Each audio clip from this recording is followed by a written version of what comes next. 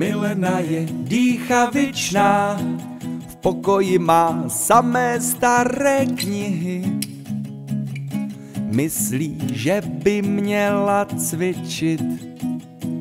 Milena je dýchavičná a má ráda jenom staré věci. Za dveřmi spolu bydlící se ukájí. Milena je dýchavičná, na mysli má samé smutné věci. Možná, že to měla skončit. Milena je dýchavičná, podtrhává jenom slabé stránky. A přitom někdy stačí málo.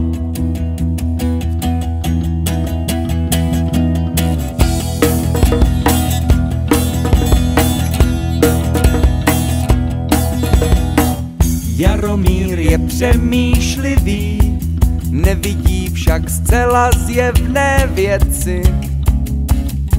Jako když se někdo loučí. Jaromír je přemýšlivý, ale teď má plné ruce práce.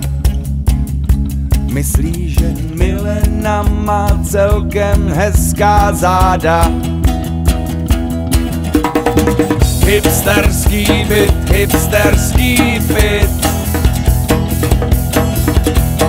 Hipsterský byt, hipsterský byt.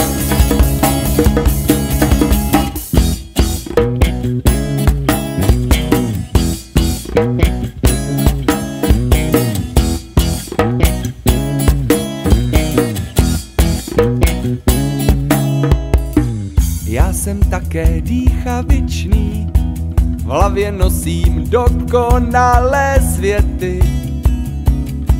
A co vidím, to mě jímá. Já jsem také dýchavičný a když vcházím, vidím divné věci.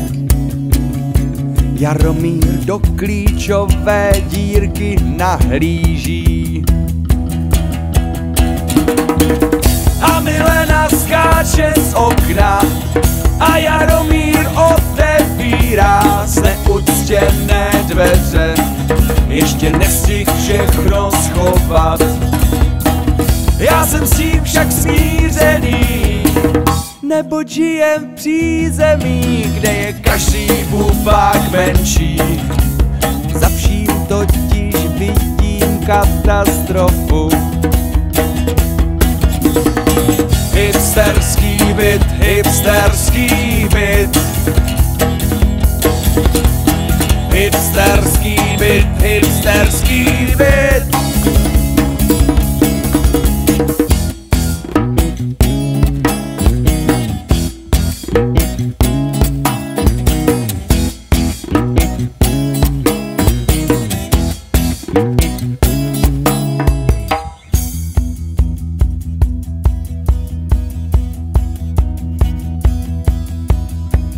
Milena je dýchavičná, v pokoji jí hraje nudná hudba.